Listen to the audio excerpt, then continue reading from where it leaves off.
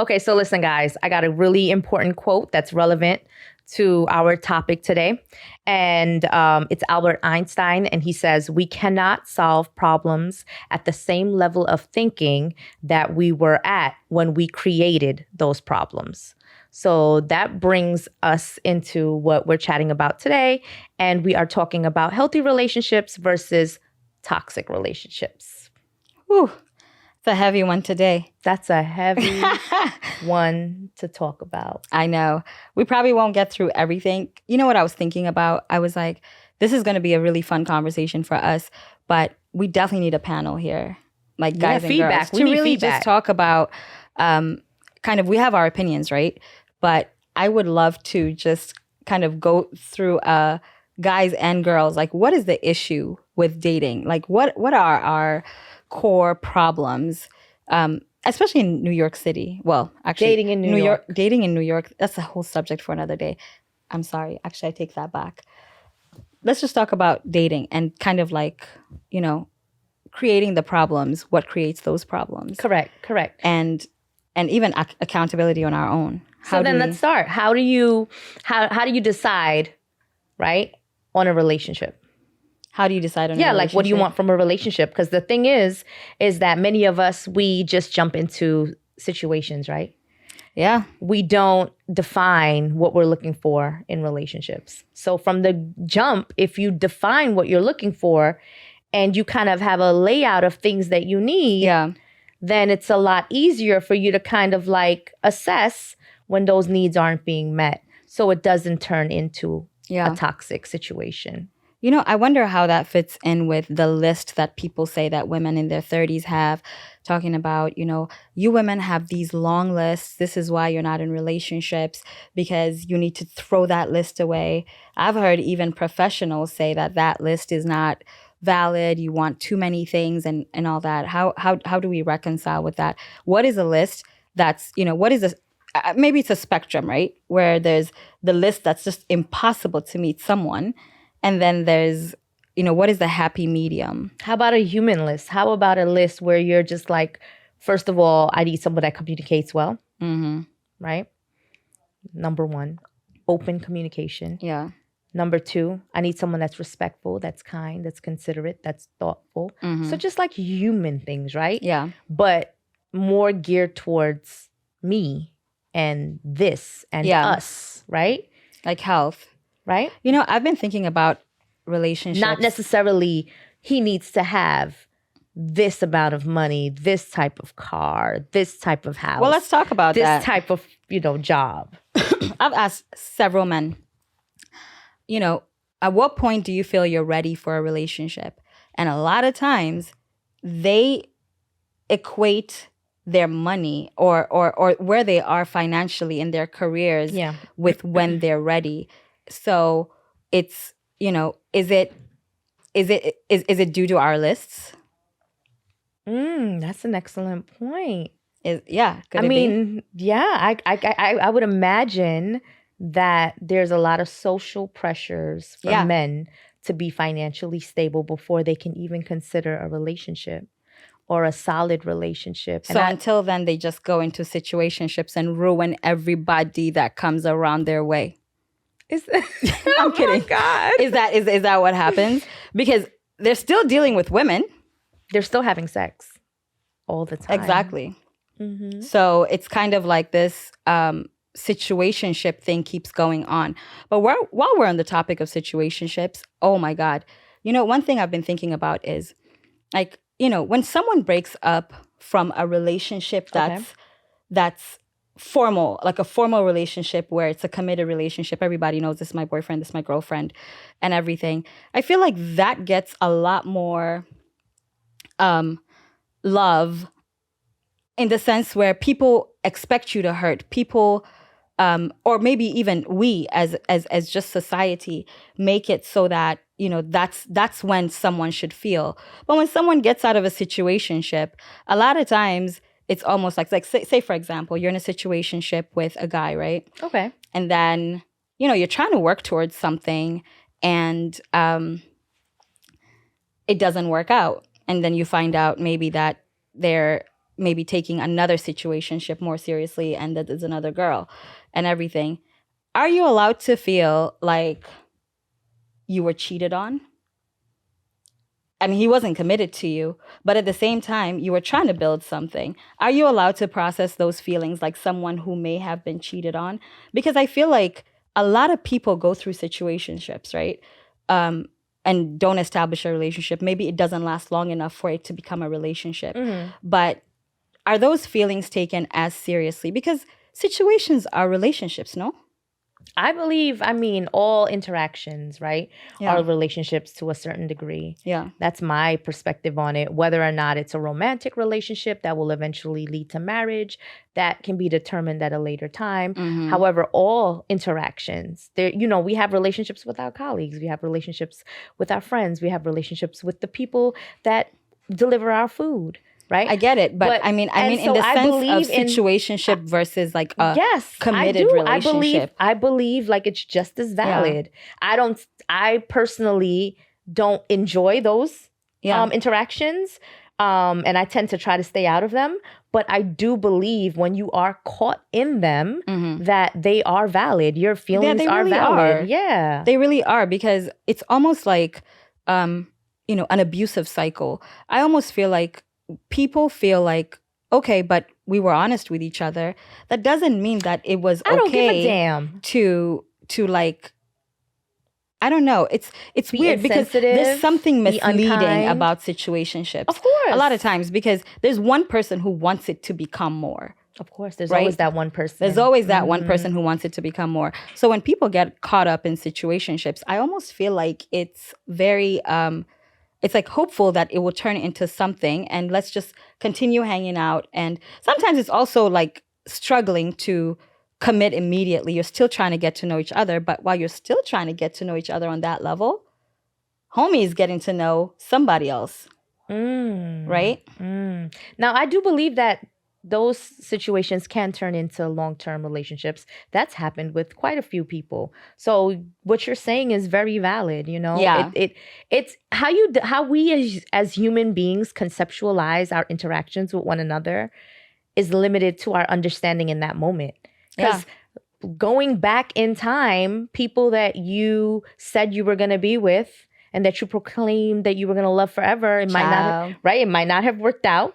And then someone you randomly met somewhere, that person is still in your life and serving their purpose. Yeah. Right? So I think that as human beings, it could come to fruition, for sure. Correct. It could come to fruition. When it doesn't come to fruition, what is the process of dealing? It's not like, it's so weird because you can't even hate that person. It's almost like, but I knew. Yeah, but where do those feelings go? Even if I knew, I think I'd still process them. I still would want to process them. I still would want them to be validated. I still would. I don't believe that, like, just because you signed up for something, with other intentions and it didn't pan out the way you wanted it to, that you aren't allowed to feel. Yeah. I don't believe that. I don't either. I think a lot of times we are desensitized to how we should feel and how we should deal when it comes to situationships more than we are when it comes to committed relationships. Because a lot of situationships are happening. Isn't that what we're all having right now, though? I think that's happening way more at a greater rate than relationships. I think. And even like relationships, it's like a lot of the times you don't want to say this is your partner because you're like, hey, I might like someone else a month from now. I don't know. I guess it depends on where you're at, right? It depends on where you're at in your readiness journey to be in a relationship, and then going back to that readiness, is this something where men feel that they need to be financially stable to get into relationships? Because I've met men who are not yet where they need to be, who are able to commit and grow with a woman, right? It's all readiness, like you just said. When someone's ready, they're going to do what they need to do. Yeah. And when they're not ready, they're going to display all different types of behaviors that's going to lead you to be frustrated. And it could be male, female. It doesn't have to be gender specific. It could apply to all different spectrums of Yeah. relationships, right? When people aren't ready, you see it manifest in their behavior. Oh my God. Right? Let me And- tell you, the universe. And you're just like, oh, this is unsure behavior. The universe is that teacher that just drills shit into your head. Because I'm telling you, there's some lessons in my personal life that I've been taught over and over and over. And then the universe speaks louder and louder. The less I learn, like every time I ignore the signs, it's like it becomes louder signs. And, you know, it's a good thing. And then other times you're like, what? Well, you know, maybe I'm overthinking this. You start doubting yourself. Like you start wondering whether you're overthinking it, whether you're not giving the person grace, whether you're giving up too soon and whatever. But the universe, that bitch don't play, because I'm telling you, there's some lessons like, wow, where I'm like, this is a familiar place. You know, interestingly enough, I'm curious to know, like, what makes you happy in a relationship? Me? Yeah. I like funny men. Okay. I like to laugh. I like vibes. I like, but I also like honesty. I like to have intellectual conversations. I also like to grow with someone. I like someone who's smart, who catches on quickly. I like vulnerability. Vulnerability is big for me. So, I mean, if I look at the patterns of a lot of the guys that I've liked and felt like, oh, I could definitely be with him. I think funny is a big one. Okay. I have a guy that I used to date. I remember one time he made me laugh so hard that it was not fun anymore to laugh. Oh no. Like, man, I was so in love with him. I was like, stop, like this is getting annoying. Like Yeah. I was like, it's like I can't. What did he do for a living? Huh? What did he do for a living? He wasn't a natural comedian. No, not at all. Okay. He worked at some finance company. Oh, okay. Yeah. So Even better. Oh, what a nice combination.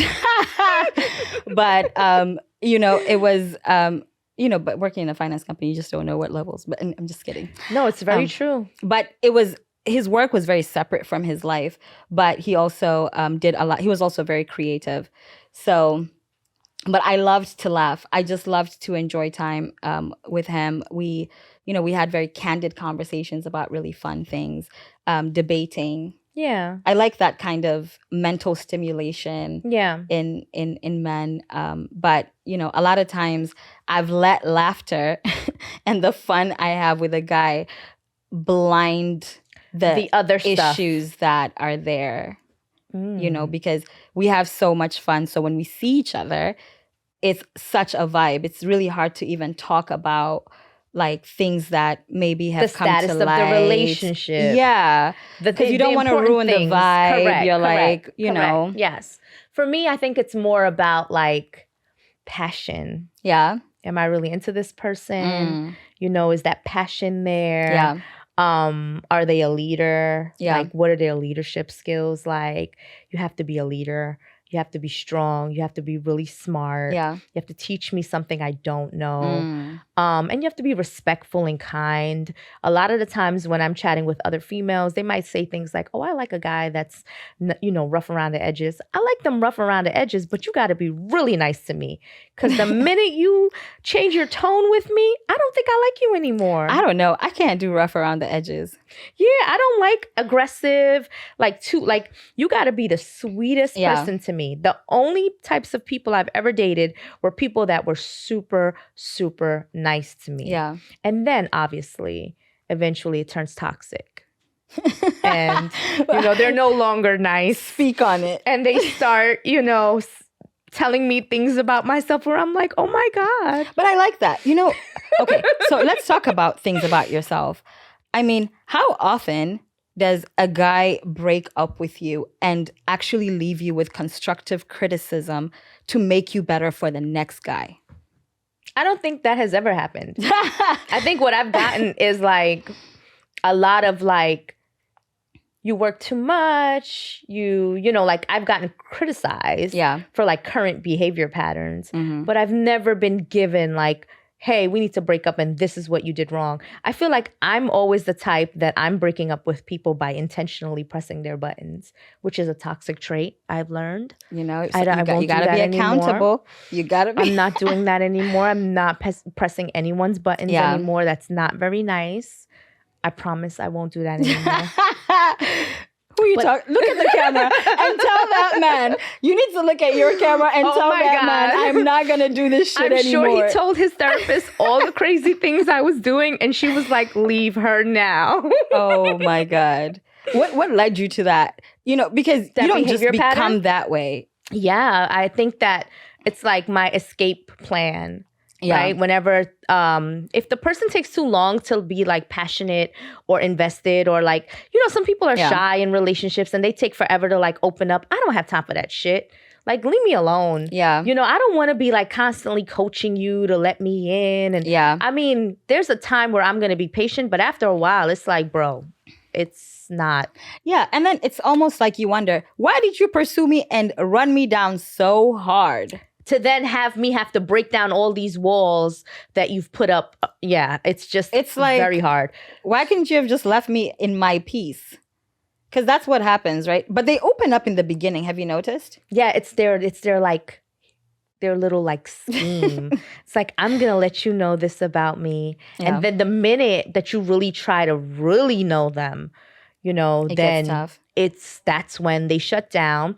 And then definitely at that point, that's when I'm like, okay, time to show my crazy side. I'm going to do everything that I know is going to annoy you. And then it's going to end and you're never going to want to talk to me again. And I'll be free.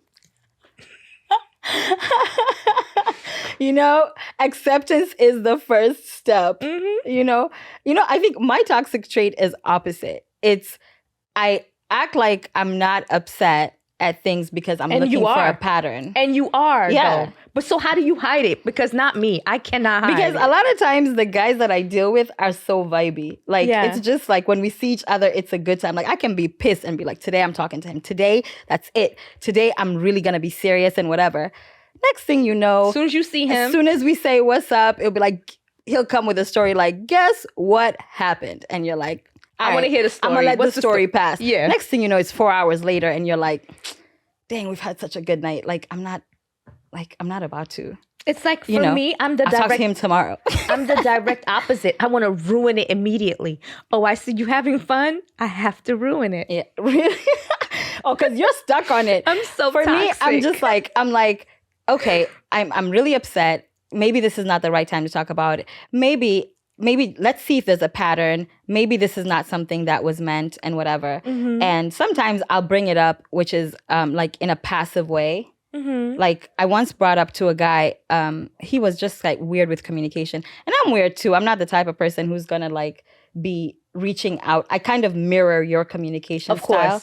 But then at some point it becomes annoying, right? So this one guy, he like, our communication was weird to begin with. So one day he tells me, oh, you know, I wanted to explain what happened. I had COVID, blah, blah, blah. And I'm like, oh, okay, cool. And I'm like, and he's like, I'm going to get tested again, see if I'm okay. Like, I'd like to see you next week. I'm like, okay, bet. So then this guy, he's like, I tell him before the conversation ends, I say to him, well, let's not make it a 48-hour turnaround. Mm-hmm, in terms of response time. In terms of conversations. Because I hit him up a couple of days before to see, you know, like, are you feeling better with... Yeah. Because he was sick. I didn't know it was COVID. Yeah. Then 2 days, like, it was just this weird... And he just got so triggered. Yeah. And I remember him saying, you know, I just got out of a very abusive relationship where the girl used to like get so upset with me, and I'm really afraid of falling back into that cycle. And all I said was, let's not make this a 48-hour turnaround. If you're watching this, like, legit, like, that's all I said. And you were trying to be funny. You were using your comedian I wasn't like, vibes. Let's talk about this. Yeah. Or we need to talk. Yeah. It's just like, okay. Like, that's, so it was very odd for me because for him, that really scared him. It made him feel like I was... You placed some sort of like role on him that he wasn't ready for. You know what's so weird about like relationships is that like, whenever you're not looking for them, that's when they come. And I just feel like New York is just very, very hard to seriously take anyone like super serious. Yeah. So like I just don't take anyone serious. You've been here a while. Yeah, I've been here all my life. And then I moved away and I came back. Yeah. And coming back, I just noticed like it's just too many women to men and men to women. And there's just too many things happening. And if you're not in a space where you're ready, Yeah. this is why they, you see these disappearing acts and guys not calling. And I don't have time for that. I think, yeah, a lot of times people have options, especially if you're dating like people of value and everything, right? Exactly. And that's also important to note because when you look at guys who have it going on, this guy actually had it going on. Of course he did. Right? They have options. I mean, but as do we. I think we don't really invest in our options as much as women. And I think it's societal. Because a lot of times what happens is if you're dating like multiple men, which even if it's just casual dating, it doesn't have to be intimacy and everything. It becomes almost like reputational damage if that's something you're outwardly talking about. Or maybe she's not wifey material. Or even worse, she's a hoe. Oh. Right? Because everyone assumes that everyone you're dating, you're sleeping with. Yeah. So you can't even like have peace in that sense. That's so interesting because I feel like we're at the point as women where we just don't even care about that anymore. I know it is. Right? I mean, you have to calcify at some point. You have to calcify. You do have to like monitor and not date friends and stuff like that. Yeah, no, you have to be mindful of that. Yeah, but I think that it's so hard to decipher all of these different messages when the person isn't ready. For me, the minute I see that you're not responsive, doesn't matter if I've been talking to you for 8 months, you don't respond to me, you don't like me anymore. So you base the whole you character. You don't like me anymore. Yeah. That's it. Boom. That's it. I got you. Got other options. Let me pull this one out. Let me pull that one out. I'm going to be doing this. Oh, you're doing that? I'm going to make sure I'll be working on other agendas and plans while you're so-called busy. Yeah. Because my thing is, as women, I do feel like I hear that common trend of women saying, guys don't call me back. They don't talk to me. Yeah. There's this inconsistency. And it's like, who has time for that? That's true. So we got to kind of like if someone is showing that they're not interested. Yeah. Boom. Something else. When they show you who they are, you have to believe them. Yep. And in that moment, they just might not be there. Yeah. Whether it's male, female, whether, we're not being gender specific, right? We're just saying in general, when human beings there's something called the stage of change, right? Yeah. Where you measure readiness of an individual in reference to whatever plan they might have, a plan of action. So in healthcare, if someone is like going to sign up for some sort of like addiction services, you gauge where are they, where is their readiness in reference to their commitment, right? Commitment to do something, commitment to follow through. I use that same mindset when I'm assessing the men or the future partners that I'm dating. I'm like, that's actually it's kind of strategic, right? Because it's like, his readiness. Let me gauge his readiness. So I'm going to gauge his readiness based on how he responds, how much time he invests in me. Mm-hmm. Does he bring me around his friend group? Yeah. Do I know everyone that he's close to? Yeah. Have I been introduced to his mother? So based on all those little factors, I'm like, okay, the readiness is there or it's not. And then as soon as I see your readiness is shifty, my willingness to accept that readiness is shifty. You know what I mean? And it's like, you just kind of go with the flow. I mean, maybe it's because, I'm a water sign. So it's like, we kind of go with the flow. I'm a water sign too. Yeah. Right? Let's coin this right now. In my field, we called it the TRL, which was the technology readiness level. Mm-hmm. Let's call it LRL, love readiness level. I love that. Listen, merch coming soon. Don't steal this idea, you motherfuckers. I swear. And if you do, 10%. No, 25. Okay, 25. Look at me begging these fools who will go and run with our wonderful idea. I'm telling you, the readiness, you just got to gauge the readiness. And I think sometimes it's also a conversation to have, which is, I find myself trying to be too cool to ask, like, what do you want and everything. And Steve Harvey ruined this shit for me. You think that so? whole, like, think like a man shit. Oh, you must do this. You must do that. You must do this.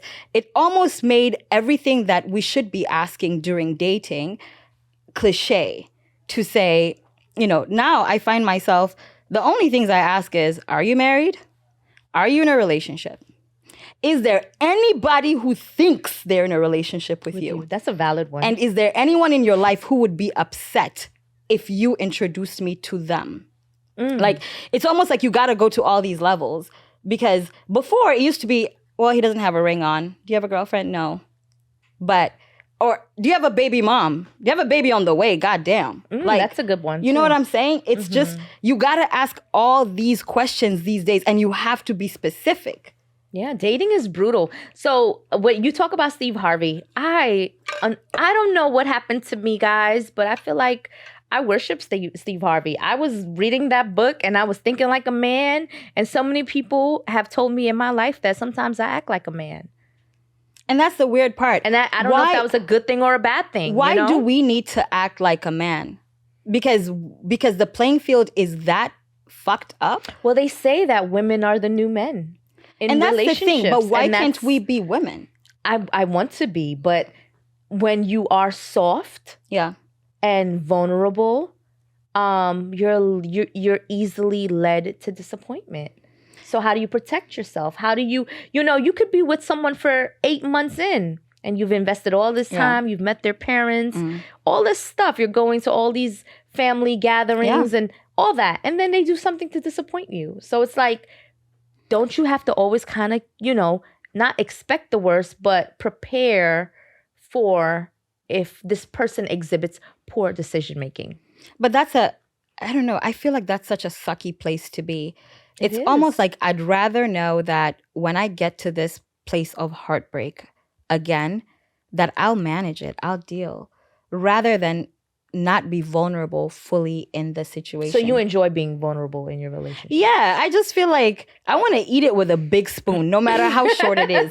Like, I want to be all up in it. Because some people have pockets of love in their marriage, pockets of time in their relationships where it's just so lovely. Then they have shitty times. Then they go through the ups and downs with that same person. What if your pockets are with the different people that you're dating? Why not just fully immerse yourself? And if they're going to F you over, trust yourself to be able to be like, let me get out and whatever. Because, oh my God, my throat. But it's, I struggle with it because when I end up in the heartbreak part of that situation, then I regret it and be like, why did I even give this fool a chance? Why did I do the most? I should have known. I shouldn't have done this and whatever. You regret it and everything. But then I prefer having that emotion in the end rather than living with the guard.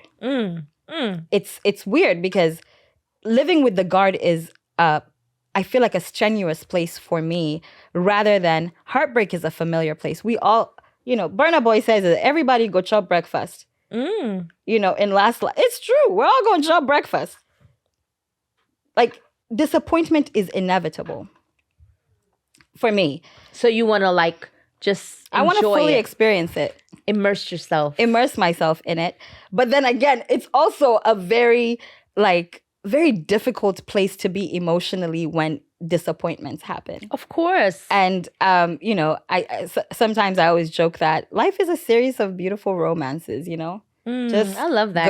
Go deep in it, enjoy yourself, and just love the person, learn about them. The worst part is now every time you get out of that romance, now trying to build for the next person and everything. And then how do you get over that, right? Yeah, let's talk about healing. Healing. The healing process.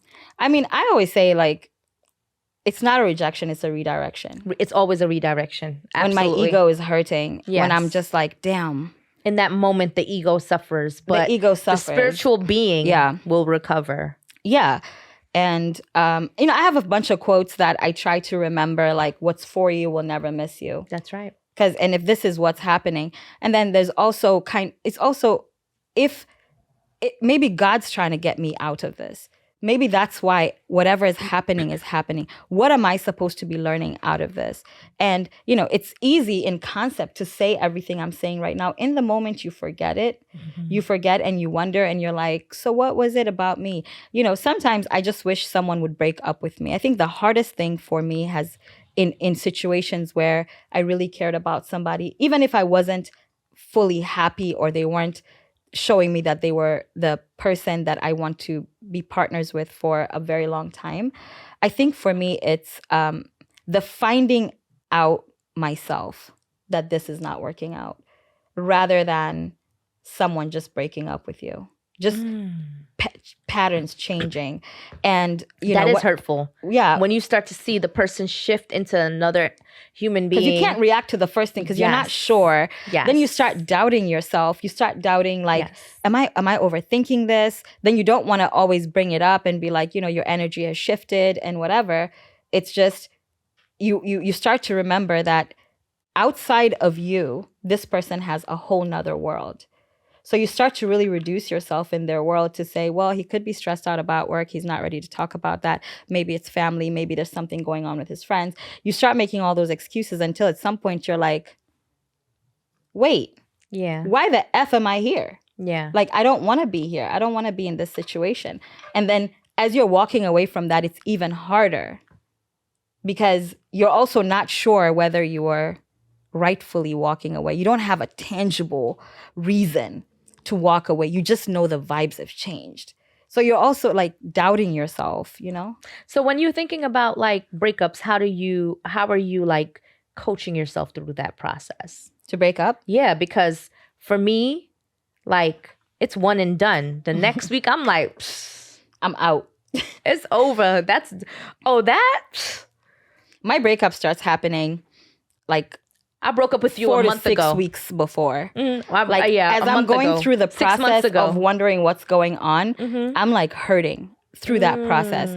By the time I'm like, I'm done, I saw this thing going around Instagram last week where this one guy's like, oh, these bitches, they will just leave you. Everything is going to be all good. And then you're having a great day one day. And then next thing you know, they just break up with you out of nowhere. And I'm like, my guy, this breakup has been happening for 6 weeks.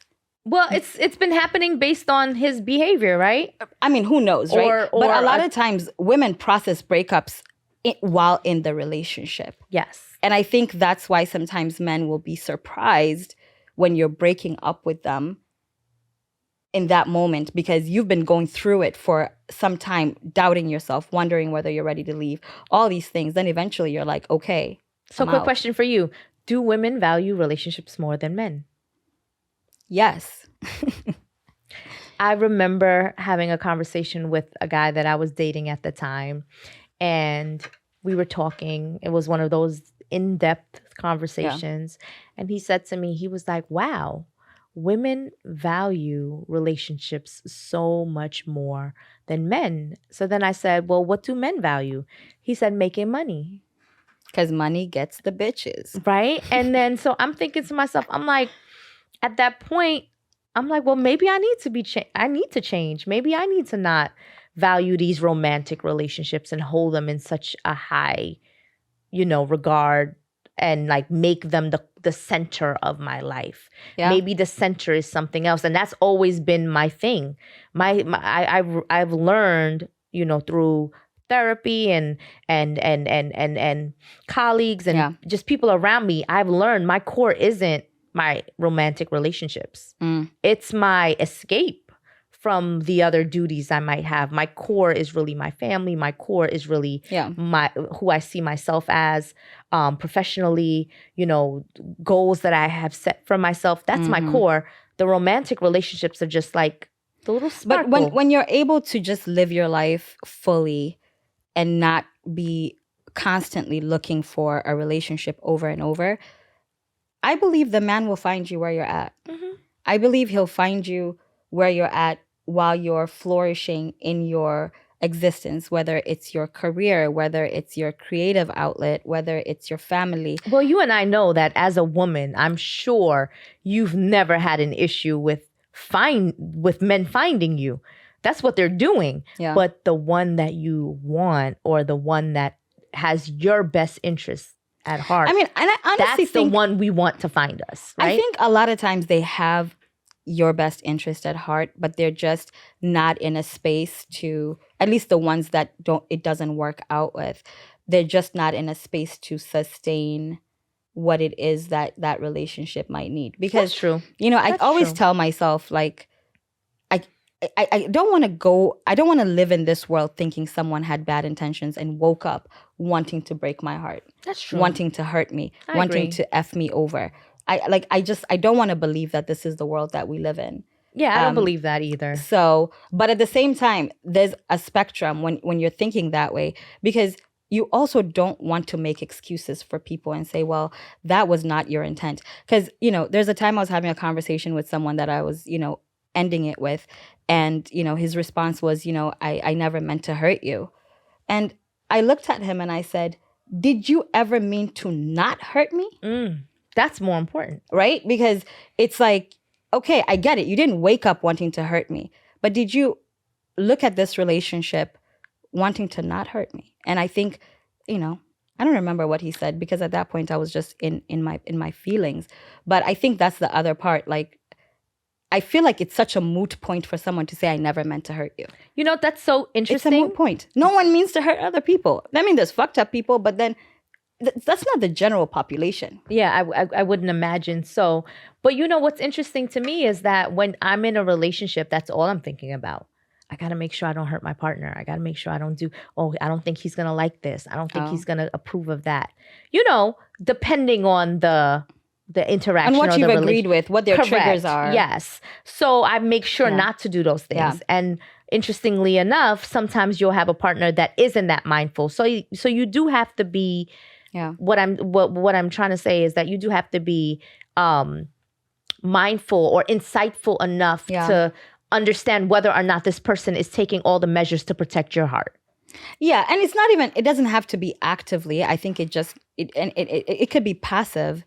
But I think it's also something to consider when dealing with someone else. Because a lot of times, we come from such different pasts. Yes. We come from different worlds. We may come from different types of, families.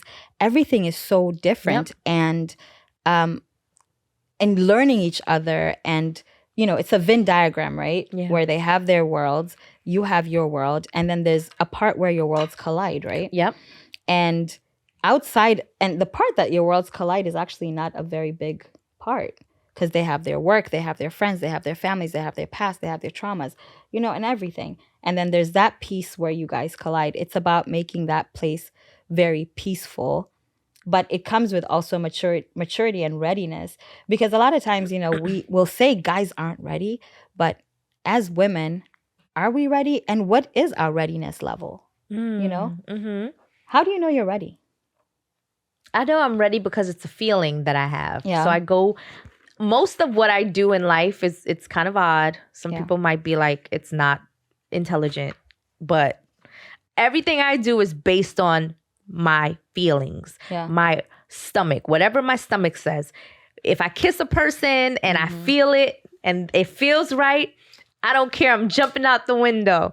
Like that's just how it is. I just go based on how I feel, because I believe that part of me is guiding me to exactly where I need to be. True.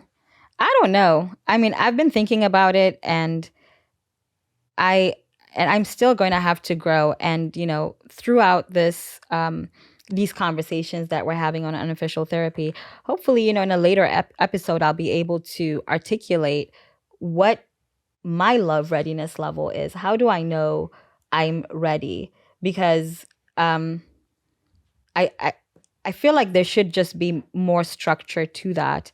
And you think so? And maybe our audience can comment, tap in, and let us know, how do you know you're ready? How do you know you're ready for a relationship? Because sometimes we go into these situationships because we're comfortable with the fact that it doesn't have to be more. So it doesn't require the entire level of readiness, right? So you're like, oh, I could do this because it doesn't require much of me. Exactly. So how do we know that? I like that. Yeah, because, we don't always just go in being our best selves, being our most presentable selves. We don't always do that. Of course not. So how do we know it's not us? Because it's also accountability, right? And that's the one thing that I try to think about when it comes to when something doesn't work out. That's a good point. It's, okay, what can I do to be better? Because I do think that, when I talk to my girlfriends, I ask them, like, has a guy ever broken up with you? And most of them will say no. Yeah.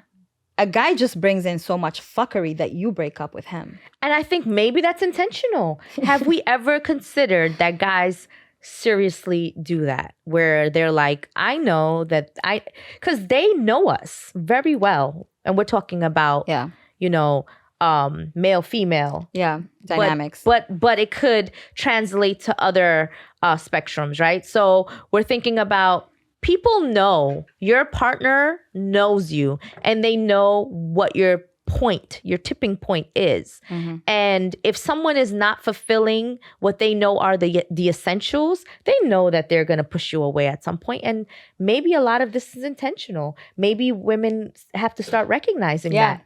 Some of this behavior that he's exhibiting, it's because he wants me to break up with him. Which sucks because a lot of times you're making excuses for him, right? You're making excuses saying, well, maybe he might be going through this. He might be going through that. Not me. I'm like, time to go. This is not working out. I don't know what's happening here, but I don't like this anymore. I don't like this. I've had a guy break up with me. Tell me about it. I was just so busy. And every time he tried to get with me, it was very early stages. And you didn't even care when he broke up with you, probably. No, you know what's so weird? I really enjoyed chatting with him, but I got really busy. And at the time, I was working on the most intense project I'd ever worked on in my career. It was really a highlight of my career. So every time I canceled on him so much and everything. And one day he's like, do you have time to talk? And he calls me and he tells me, hey, I want to preserve us for a time when it might work. You have a lot going on right now, and there's no point in riding this till the wheels fall off. But, if there's ever a point when you're able to have the bandwidth to date and meet someone else, hit me up. And immediately I liked him. Yes, I would have been turned on. Like, damn. I liked him, and I'm like, Fuza, this is toxic. Let this man go. Let him go to a woman who's ready. Like, I was like, but at that point, I was like, I'm going to make time for this man. This is a good...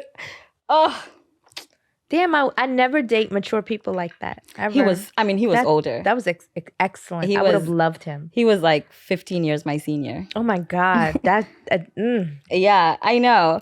And weirdly enough, like he and I matched on a dating site a year later ish. What? Yeah, and he's like, "Nice to see you here again," and I didn't. Did you respond? I wasn't ready. And you didn't respond. I might have said something. Like, I don't remember what I said, but I knew I wasn't there because he was so serious. So a lot of times as women, we think we're ready. We think we're serious. We think it's just the men who aren't and everything. And you're not ready. Not because you want to play the field, but because maybe you're just not in that mental state to connect. I agree. 1,000% I agree with that. And yeah, because you just don't know that you want to put in time and everything. Absolutely. Or you don't want change. Like if you're a working professional and you have a routine, which many of us have, you don't want change. I don't care what you say, like. But that's the thing. Why are we prioritizing work to that extent that we can't have a partner? Like, can't you do both? Because a lot of times, you can. Yeah, but why should it hinder you? Because men, a lot of times, they've been charged with being providers, right? So they work, they make the money, they, and all these things, and they still get to have relationships. And is there an imbalance for us as women, as working women, where she works too much? She's, We're trying to play catch up, I think, because of just societal. Yeah, think about it. What, 50 years ago? Yeah. Was it this way for Yeah. women? You know, were the opportunities the same? Yeah. You know, I don't think so. So do you At think least our hard work, working so much, is trying to catch up? it's partly due to that catch up. Yeah. That, you know, I don't know psychologically for others. I can't speak for anyone else, but I think a lot of the things that drive me to do this catch up is knowing that my mother didn't have these opportunities, that my grandmother didn't have these opportunities, Yeah. that, you know, I could substantially impact everyone around me if I make the right decisions in certain areas of my life. And so at some time in that process, relationships took a back seat. Yeah. And do you think that success in your career, do you think that the success in your career sometimes could turn men off? Yeah.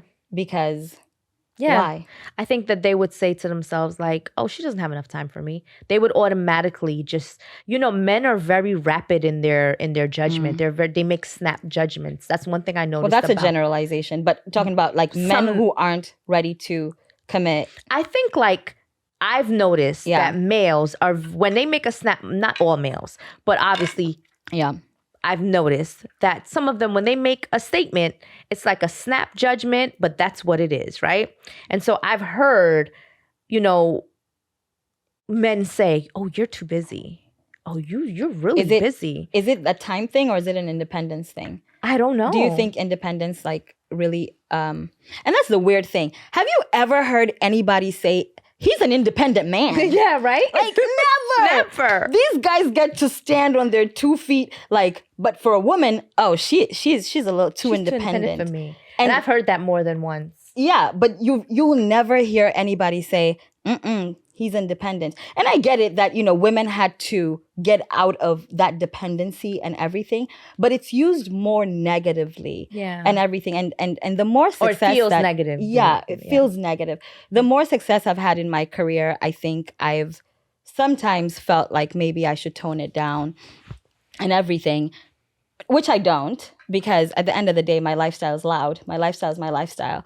And sometimes I do feel like that could be scary for a man who may feel like he might have to sustain my lifestyle. Yeah, they say it in little statements. Subtle ways. Very subtle. They'll never openly say, hey, you know, I just can't afford you. They would never say that. But it's they'll like, say who asked you to afford me? Yeah. Like, my guy, no one asked you for 1 second to afford me. But, you know, I will say, as women, we have made it also difficult for men because we really like, and when I say we, I mean, this is not pointing a finger at myself, but I have 4 brothers.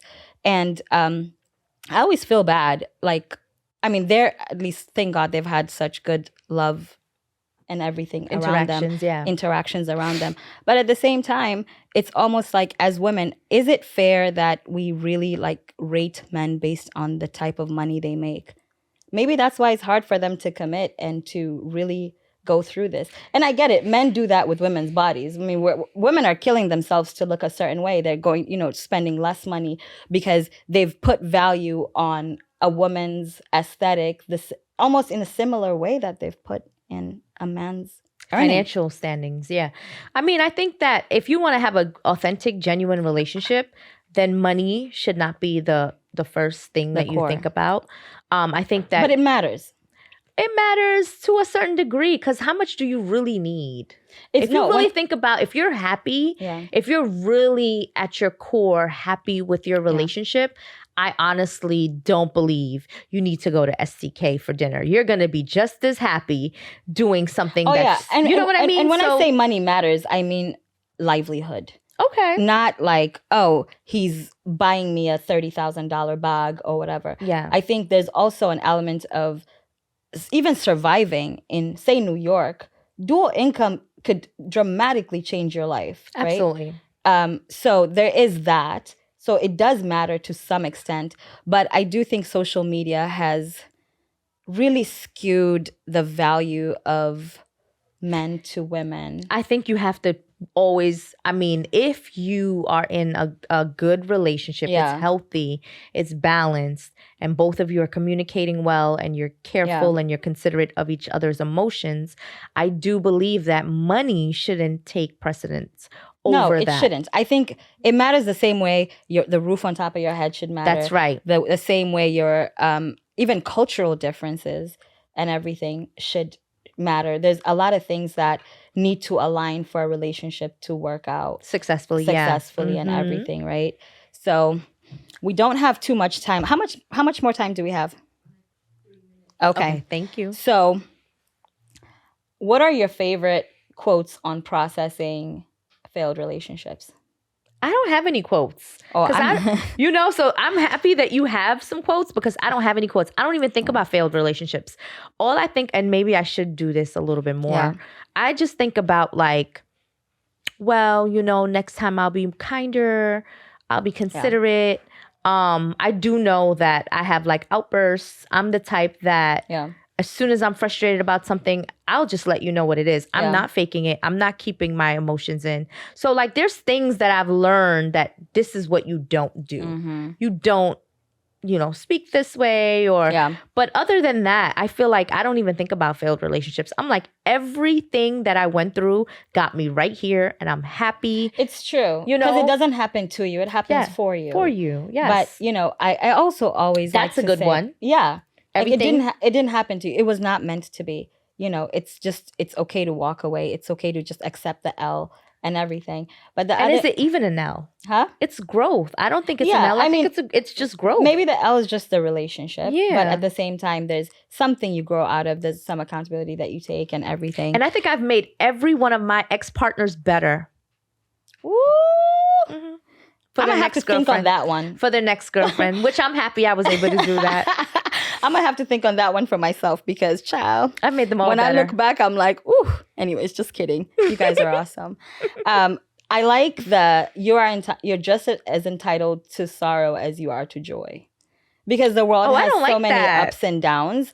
And we need to be able to experience sadness while in a joyful state. Okay. Because life will always happen. And it's about just being able to be in that space, but still maintain a state of joy and look at everything else in your world and focus on all those things, love on all those things. So I think that's, for me, a big part of, when it comes to relationships. And the other thing is also, the universe will teach you the same lesson over and over if you don't learn. So that's, learn it so that it doesn't have to teach you the same lesson. Let's get to the next class. I'm tired of repeating. At that point, you're like with repeating classes with now people who are 10 years, you're 10 years their senior. And you're like, why am I still in the 3rd grade? I should be in Form 3, which is the 11th grade. Sorry, I grew up in Kenya. But you know what I mean? Love that. But why am I still learning this? So you're basically in this cycle. You're in this cycle. So, and until you break out of this cycle and you learn the lesson that's necessary, you won't move on. What is this moment trying to teach me? Just bettering yourself and everything. I mean, it all sounds great in concept. In the moment, it's hard to like really apply these things, but we learn and we get better. Are you dominant or submissive in your relationships? I don't know. I don't know. Actually, I don't know. I'm submissive in the bedroom, but I'm definitely dominant in everywhere else. Like, I don't know. I should actually think about that in a few episodes. Actually, when we have the panel, I should have the answer. I'm going to just go through and be like, hey, am I submissive or dominant? Hey, I know we haven't talked in 10 years, but like, could you just tell me one thing real quick? Anyways, it's been such a good conversation. I mean, I love this, but we need to get a panel. Yes, we do. I would love to get a panel. We're going to get that next time. That would be so dope. Yep. We want to do intros. No. No? You sure? They'll know us. Okay.